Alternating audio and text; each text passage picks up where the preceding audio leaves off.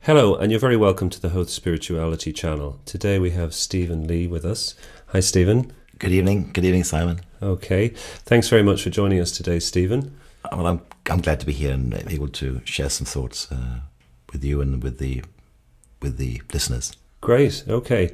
Stephen, would it be all right just to ask you to maybe tell us about how you describe yourself in terms of your belief? In terms of my belief, I'm a late convert to Catholicism, Roman Catholicism. I was brought up in the Church of England, and part of my life I attended Quaker meetings when I was at school for 3 years. I've had a varied background, and of course, and I've lived in the Middle East for many years. Working and living in the Middle East for about 40 years. So Islam is the predominant religion there, of course. So I've had a lot of exposure to Islam. But my own experience with the Catholic faith really came from the fact that I decided, or when I found my to-be wife, I realized that she had a very strong faith, and that was really one of the reasons why I wanted her to become my wife. And I'm glad that she did. So her faith was something that attracted you. Oh, it was to her on the basis that she had a faith. She believed in the God strongly, and it wasn't that I didn't believe in God. It was just that I couldn't maybe express my faith. I didn't live my faith, and I felt that Geraldine did. And I thought that was an important thing if we were ever to have a child or children.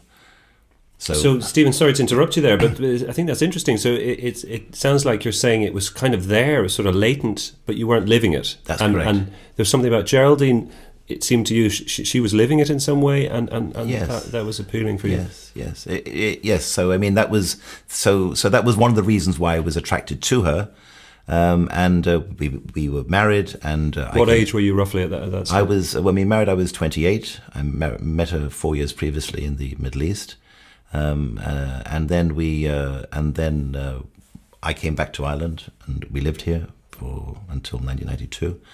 And in that period of time, we go to mass every Sunday, and our son was brought up as a Catholic, and that's what I signed up to, and that's what I was happy to happen. Okay. But as I attended mass, I realized that I was missing something. That there would come a stage in the mass when everybody would move to the front of the church, and I would stay seated. And I thought, no, I'm missing something here. This is obviously a very important part of the Mass.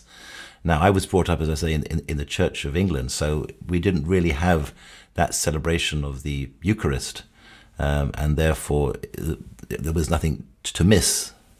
So I began to feel that I wanted to have a deeper relationship with God. I already had started to develop a relationship with God, but I knew there was other dimensions that I wasn't participating in, and I wished to engage with those.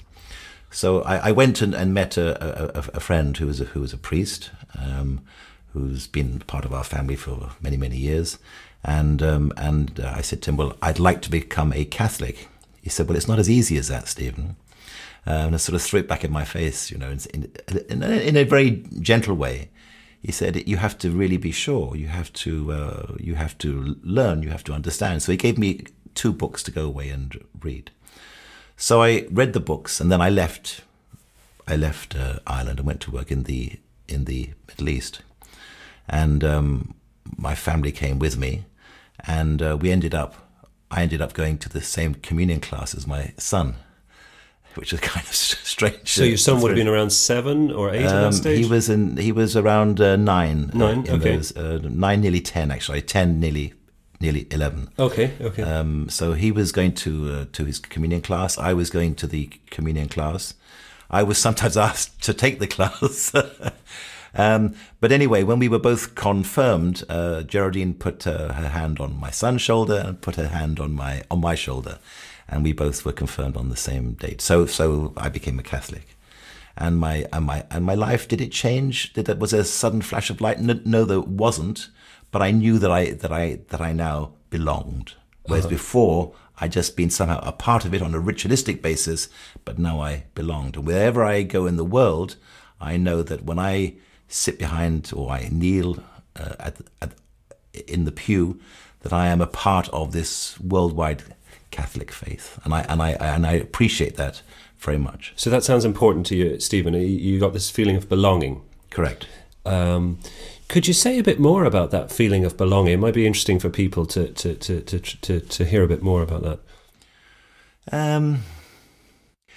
I think it's from the point of view, Simon, that I feel that in order to live a good life, a reasonably good life, and I don't mean a hedonistic life. I mean a life whereby you engage with your fellow human beings on a fair, pleasant, concerned, giving basis. Everybody, especially myself, needs some sort of moral compass.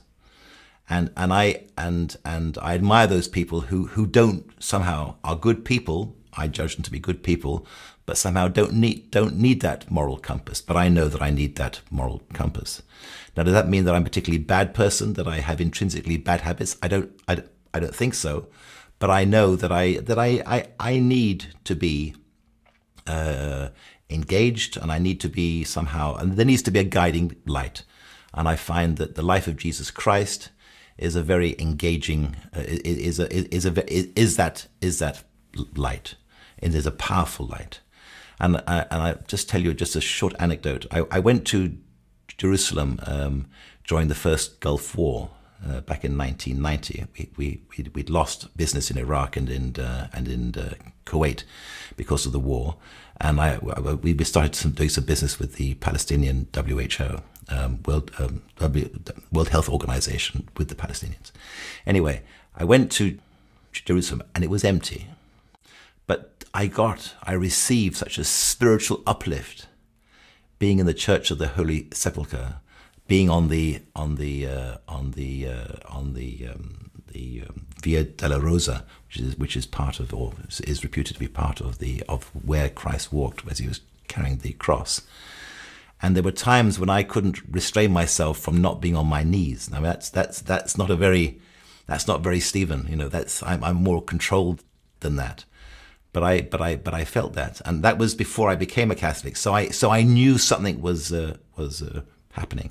So for me to have engaged through the formality of becoming a Catholic is very important to me, and Christ is a very important part of my daily life. I think that having my faith and having a stronger moral compass than I had without it, that I am slowly becoming a better person, and as a result of that, I want to be a more giving person. Now, I don't always succeed, but I know that it's always on my mind to do better, to give more of myself to others. Now, as I say, that doesn't make me special or different. It just means that's what a belief in Jesus Christ and God and the Holy Spirit, that's what it is giving me. Okay. But I find it very powerful. And it's important. I would not like to live my life without God. My life without God in it would be poorer. The question is, okay, why? It's not why. I think I probably have to go to the bigger picture. That I'm an economist when it's all said and done, or that's my background in economics, and we live in a world which is essentially unbalanced from a distribution of resources and wealth and income, and you can make value judgments about that. Some people would say it's right, others would say it's wrong. I would say it's wrong, and the levers, one's power to change that is minuscule to zero. So one can only do it through one's personal life. I think that's all that God expects. I sometimes hope through my work that I can work at a higher level, at a macro level, whereby we can establish a set of policies or rules or regulations or a mandate, which would mean that economic behavior is done differently. But that's rare, that opportunity arises. So then it goes down to my daily life. And therefore, because I read the Gospels, they're read to me in the church, it means that I'm always learning from them. I'm always having examples. So it's not a single dimension. It's a multi-dimensions of what one can do. Excuse me. To behave better for yourself, but most importantly also for people that are around you. For me personally, it's important that I go to Mass, and what does that do for you? I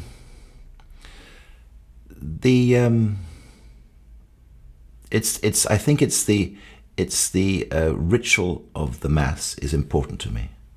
Now, I wouldn't say I'm a faithful adherent to the 8 o'clock Mass of a morning. I have been more times this year than ever in my life before, so that's something to be built upon. But that's a great way to start the day for me. Now, of course, if I'm working, then I can't do that. Or if I'm working to a normal 9-to-5 job, it's difficult to accomplish that. So yes, I think it needs to be nurtured, and from my perspective, and when I go to the Mass, when we receive the Eucharist, that is very important to me, and it's a very intense moment of the Mass, or the most intense moment of the Mass, when I have the host in my mouth. Why, what happens, Stephen? What happens? I believe that I have an attachment to God, a close attachment to God at that point of time. Can you say a bit about that close attachment? I say prayers throughout the day to God, but when the host is in my mouth, I first of all, when the priest is blessing the bread and the wine, I get immediately transported back to Jerusalem. I've never been to this building which is reputed to be the site of the Last Supper, but it always comes into my mind, and that to me is an important image. The idea that Jesus prescribed what any gathering of Christians should do, which was to break the bread and share the wine, and do it in His name. I find that very, very powerful, and therefore, given that He prescribed that for us, and it is His followers, His descendants in the church carry this out in the front of us at the altar. I then receive the host. I suppose it's a ritual, but it goes back to a time over 2,000 years ago when Jesus Christ said, "This is what I want you to do." And by receiving that host, I am making my closest possible connection to Him.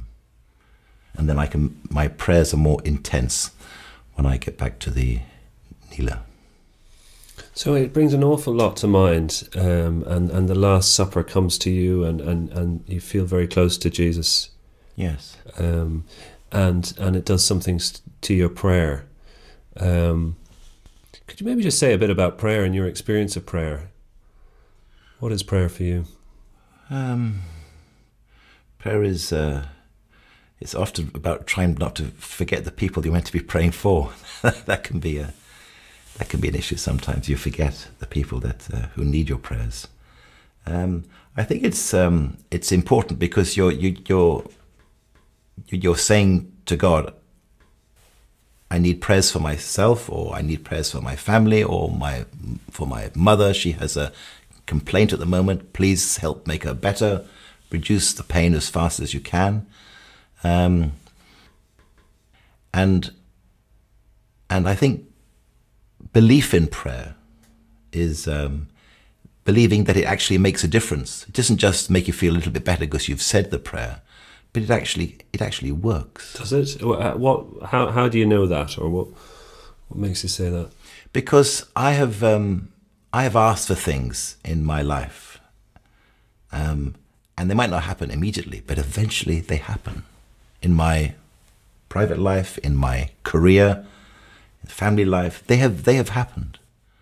Now, do they happen because I made them happen? I on my own made them happen? I don't believe in those sort of things.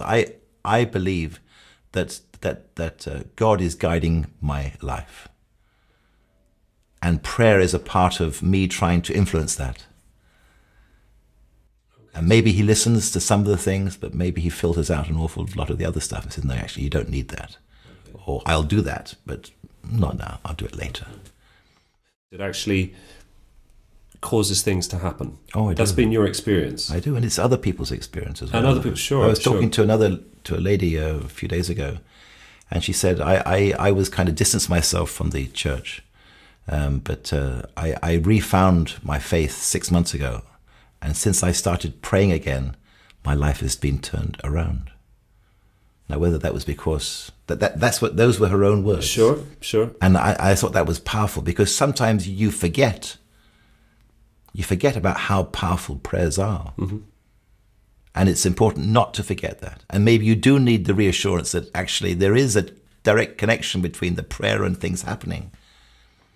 Now, I've always said that in my life, in my life with my wife, that has been our experience, and that makes it powerful. Okay, what would you say to somebody whose experience of prayer hasn't been as positive as your own? If somebody was to say to you, Stephen, I prayed for something, not to happen, something awful happened to, say, a member of my family, and it happened, and what would you say to someone like that, whose experience wasn't so positive as yours of prayer? You have to accept God's judgment. Uh-huh. It's as simple as that. I mean, I don't think there's a more profound way of saying it, or a simpler way of saying it. It's that basic. It's maybe we ask for the wrong things sometimes. Mm-hmm. I want we win $1 million euros. Not sure about that. So we have to be careful what we ask for, and it mustn't be about ourselves. I think the more you put your own life in the context of others and ask for that, those prayers tend to get answered eventually, in my experience. Okay.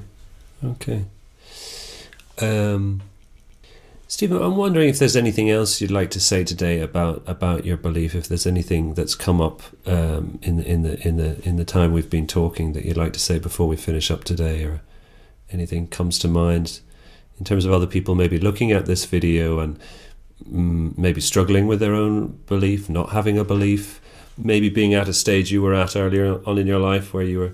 Yes. Maybe the one thing I'd like to air as a point of view, maybe. I don't think we all understand that the Catholic Church is in a difficult place at this moment in time, and it has arrived there over a period of decades. The Catholic Church, I think, can be a wonderful institution again, serving the members, the people of the church, the congregation of the church, which is every person who believes in Jesus Christ. But we have to work at it. We can't just assume it's going to happen on its own. And therefore, my small participation in the parish of Howth, reading, cleaning the church occasionally when I'm in the country with others, I I welcome that opportunity to be involved. And maybe others can help reestablish their own belief, not just in God, but in the church itself by being more involved with it. Maybe that's what I'd like to say as a parting shot. Okay. Well, thanks very much. It's been really interesting hearing from you today. Well, thank you, Simon. Thank you for your intense questions. Thank you.